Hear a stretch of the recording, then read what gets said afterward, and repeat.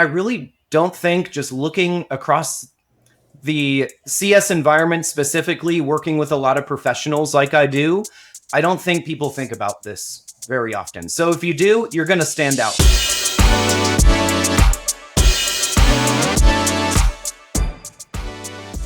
Kick it off, baby.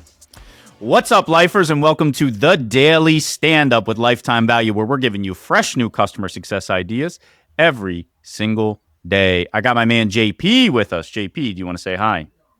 Yo. I got my man Rob with us. Rob, do you want to say hi? Yo.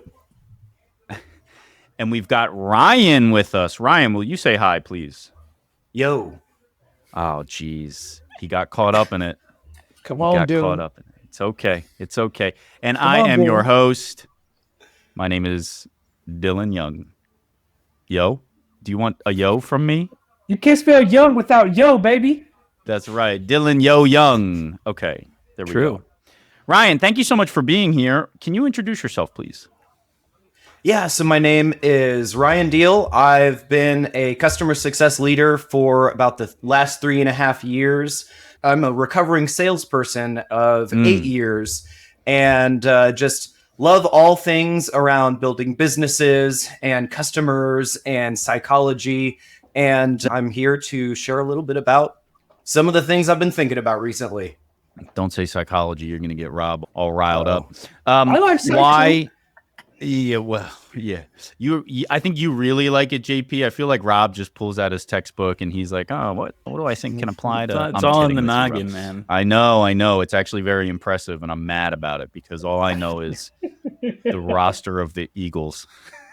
Anyway, Ryan, quick question for you: 8 years in sales, now 3 in CS. How'd you make that transition, and why? Why do you stick around? This is obviously not your topic. I'm just curious. Yeah. Well, now about a little over 4 years officially in CS, over 3 in a leadership role. Got it. I moved over from sales just for necessity. I got laid off. I was kind of a one-man sales and marketing team for a small e-commerce business in the pet products industry. And I built their business-to-business program from the ground up over about 8 years. But things happened. I found my way into the organization I work for now after about 6 or 7 weeks or so of unemployment, and I've been there ever since and absolutely love it. I feel like the CS space is always where I've meant to be. Pretty cool. All right. You know what we do here? We ask every guest one single question, and that is, what is on your mind when it comes to customer success? So why don't you tell us what that is, Ryan? I am here to talk about personal branding. We don't know anything about that. I love this. And I have to say, I had a lot of fun just thinking about what I wanted to prepare to talk about here. So I'm going to break down what I have. I want to talk a little bit about what my definition of personal branding is out the gate, why I think it's important, and then maybe how to start. Does that sound good? Well, we got 10 minutes, Ryan, so keep it punchy. No worries. Yeah, I'll control the space here. So what is your personal brand? I'm thinking of it here as like how you present yourself in a professional environment at work or an environment like LinkedIn. Personal branding is really just bringing some intentionality, maybe some definition to that presentation. So why is this important for professionals to think about? If you're putting yourself out there in the workplace or on social media, you're building a brand, whether you like it or not, whether it's intentional or not. So taking actions to define how you want to present yourself and just being conscious about how others perceive you can do a few things that I've listed out here for us. So first and foremost, just practicing this myself, it will absolutely help you build a better understanding of yourself. You provide a level of consistency and predictability in these areas where maybe for your content, for your audience, people like predictability and consistency, or maybe these day-to-day deliverables that you're building into your personal brand are helping your leaders or your direct reports. I can tell you the people that report directly to me, they appreciate consistency and predictability around what I bring to our one-on-one meetings and to team meetings, things like that. And next thing I thought of in terms of why this can really serve us as professionals, when you have control of your personal brand, you just give off an air of confidence. And I have this old sales cliche that confidence closes. I really believe it. You've gone through this process of building some level of certainty to your professional interactions, whether they're maybe job interviews, QBRs with customers, EBRs with your leaders. You've already made that agreement with yourself about how you're going to come to the table. And that confidence is actually communicated in a lot of verbal and nonverbal communication. Mastering your personal brand and knowing when to kind of manifest that is a great way to just stand out amongst peers who may be competing with you for a role inside or outside of your organization. And I really don't think just looking across the CS environment, specifically working with a lot of professionals like I do, I don't think people think about this very often. So if you do, you're going to stand out, right? I believe that building your personal brand, one that genuinely reflects your values, will help you avoid situations where, as a professional, you're being asked to do things that compromise or maybe contradict those values. One quick example, I like to introduce myself in job interviews if I'm in that situation as like one of the things that makes me me is I'm a family man and my family drives absolutely everything I do. So that's a big core value of mine. That's genuine to me. If that aspect of me sets off red flags for that company, that employer, that's not going to be a good fit for me, right? In a way, it's bringing up a level of protection. I think out of the three of us, but even if I were to zoom out and say, the folks that I admire, the way that they present themselves, top of that list is JP. And the reason I think that is because that last point you made, Ryan, is around, you said genuine. I call it authenticity. I can't think of anybody who threads the needle better than JP. And so I want to cede the rest of my time to the gentleman in the Yo MTV Raps hat.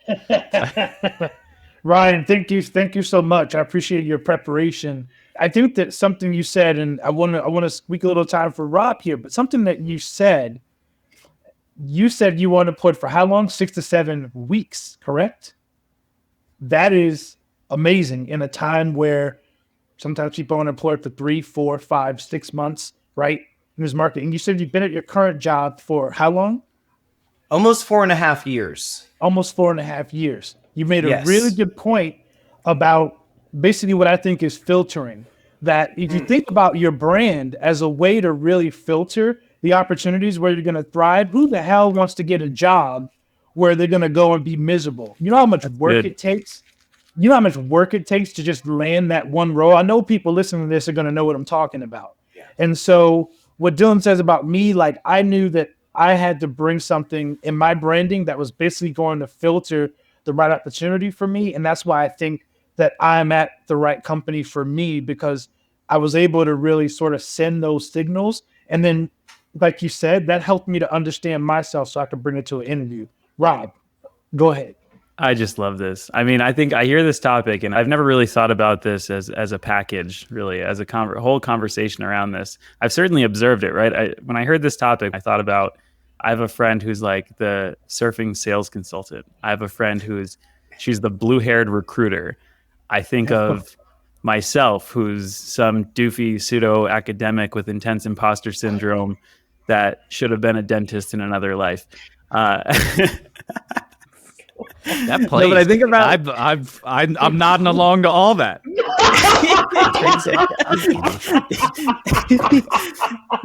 Or like, no, I was talking with my sister because she's leaving her master's program, and she's studied basically like user research for software, basically is like internet and technology, I think is what it's called. Internet and society. I mean, something like that. Anyway, so she's like, well, what do I do now? Like, how do I build my brand as I get to the workforce? And I was like, I think she'd do great in product management. And I was like, what if like you're like the product academic? Because most product managers out there haven't studied this nearly as intensely or as scientifically as you have. Like who do you know that has like genuinely scientifically studied product adoption? And so I think it's a super cool topic. It's very challenging. I mean, my sister took 2 years kind of like working toward this identity, whether she knew it or not. And I feel like I've taken a ton of time and energy to try to define whatever it is that I bring to the table. Well, do you guys want me to take a couple minutes to share you how I think people should get started if they've never thought about this before? We do. Yeah, let's do it. So here's the thought exercise. And again, this is like a professional context. This is absolutely something you can do outside of a professional context, as long as you're genuine. We're not putting on masks here. This is not a narcissistic exercise or anything like that, right? Hold up a mirror to yourself. And this can be pretty uncomfortable for people, but just ask yourself, like, how do you see yourself? What are those characteristics you believe define you? And then pinpoint the behavior that drives those characteristics. Next step, go through the same process. How do you believe other people perceive you? And how do you want to be perceived by others? Then pinpoint the behavior that drives those characteristics. So commit to just a few behaviors or even mindsets that you think are genuine to your personal brand and just build off that. It's meant to grow organically. You can experiment. I don't believe your personal brand should necessarily be something that you can summarize in 1 or 2 sentences. Check on the stuff with yourself regularly. These things should just feel natural. They should bring you fulfillment and happiness. And maybe a nice side effect is that you bring that same thing for other people around you. A couple of examples. I like the rule of 3. So I have 3 examples of things I incorporate into my personal brand. Core values. If you never thought about what your core values are, start now. Try to define at least one. Something simple too. What's your favorite quote? That can be something you can incorporate into your personal brand. Stand out amongst your peers, maybe even in a job interview. That's a nice little thing to remember you by. And then I always encourage professionals I work with who are doing this, try to build something into your professional personal brand that you wouldn't necessarily find on your resume. So like me, growing up, I was a theater kid. And so I bring that energy into all the work I do. And I'm always thinking about how people are perceiving me, right? So that's a quick little example of where to start. Ryan, I love this. What I'll say is a lot of this we're couching within professional development. But I know, at least from my perspective, I have done a ton of work just personally about the way in which I want to be perceived by others in the world. I think we don't spend enough time thinking about like how the way we speak or the words we use or the tone we use, the way we engage with others, how that impacts the experience they have and therefore impacts the way in which they view us. So I would encourage folks, like, even if you don't give a damn about the way like you are perceived at work, how about just the way you're perceived as you go out into life? But Ryan, we have not talked about this before, so this is a fantastic and refreshing topic, but we are out of time. I would love to come back and dig a little bit more into the how and maybe some stories of success you've seen with yourself and with others. But for now, we've got to say goodbye, Ryan. Good seeing you guys. You've been listening to the Daily Stand-Up by Lifetime Value. Please note that the views expressed in these conversations are attributed only to those individuals on this recording and do not necessarily reflect the views and opinions of their respective employers. For all inquiries, please reach out via email to dylan@lifetimevaluemedia.com. Find us on YouTube at Lifetime Value and find us on the socials at Lifetime Value Media. Until next time.